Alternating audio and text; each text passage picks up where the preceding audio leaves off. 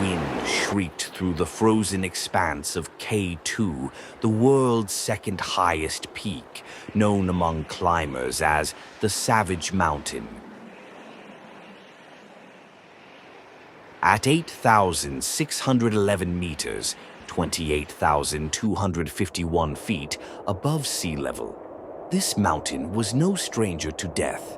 But on July 27, 2023, a tragedy unfolded that would send shockwaves through the mountaineering community.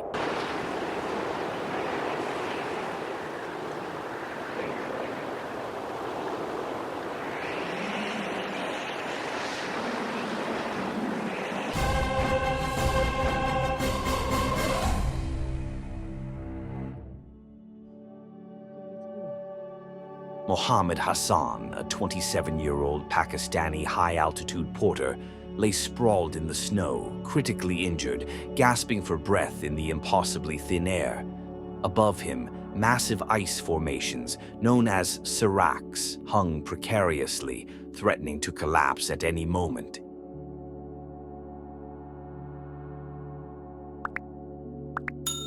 More than 50 climbers, both international and local, were making their way toward the summit. Some paused to glance at Hassan, while others stepped over him and continued their climb.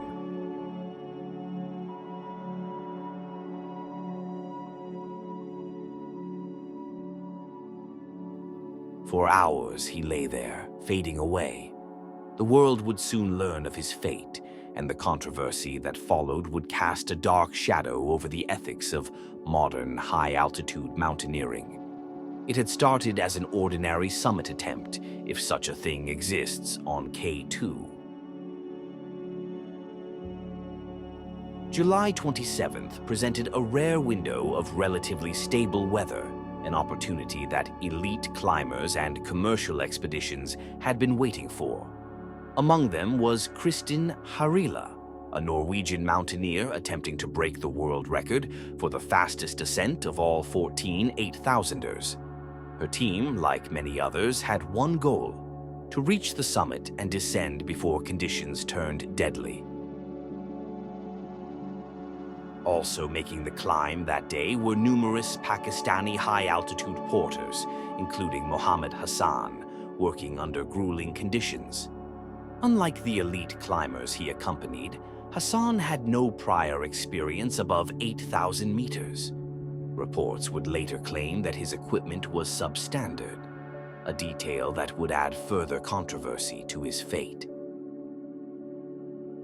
As the teams moved toward the summit, the bottleneck loomed ahead, a steep, narrow passage just 400 meters from the top, directly beneath towering seracs of unstable ice.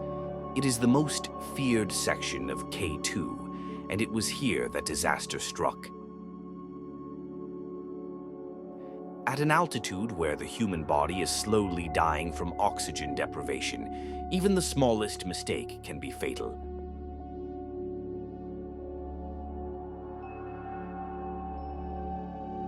Hassan slipped. The fall was brutal.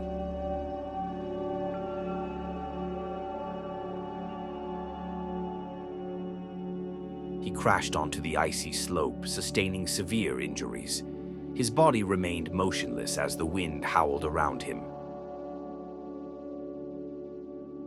He was still alive, but barely.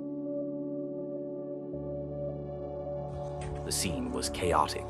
Climbers ahead, focused on their summit dreams, continued upward. Those near him paused, uncertain. But in the death zone, above 8,000 meters, prolonged rescue efforts are nearly impossible.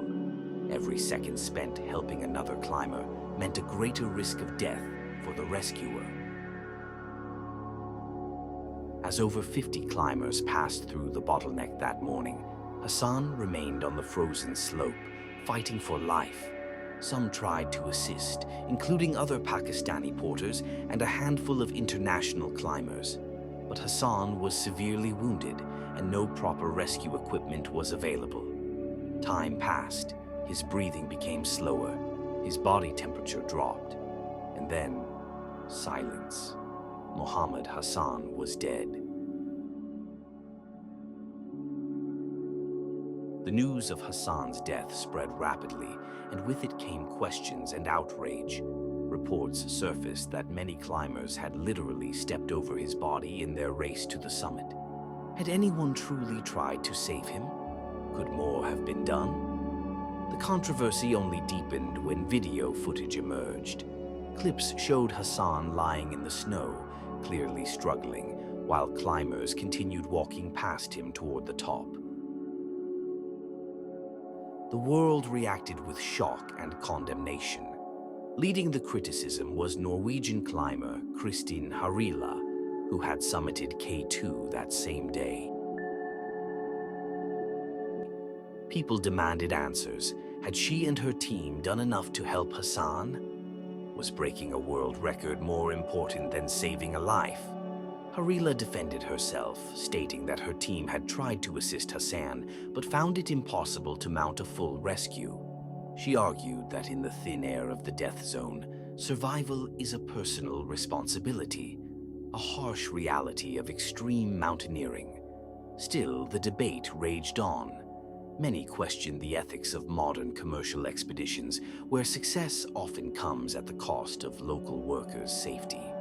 Hassan's death also highlighted a deeper issue, the exploitation of Pakistani high-altitude porters. These men risk their lives to carry equipment for wealthier foreign climbers, yet they often receive low pay, inadequate gear, and little recognition. Unlike Sherpas in Nepal, who have built stronger advocacy networks, Pakistani porters remain largely unprotected. Many, like Hassan, climb without proper training, insurance, or emergency evacuation options. When disaster strikes, they are often left behind. After the tragedy, mountaineering groups called for better protections for porters, demanding proper gear and training before allowing them to work at high altitudes, rescue plans and insurance policies to ensure they are not abandoned, ethical climbing practices that prioritize human life over summit success.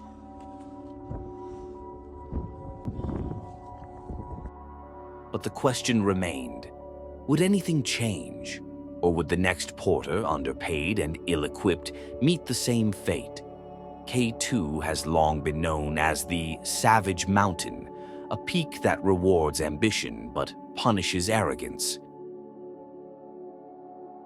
Unlike Everest, which has become commercialized with fixed ropes and Sherpa support, K2 remains wild, unpredictable, and brutally unforgiving. Hassan's death served as a grim reminder of the true cost of high-altitude climbing. His story was not just about one man. It was about a system that allows ambition to outweigh ethics. The climbers who reached the top that day may have celebrated their success, but Hassan never returned home to his family.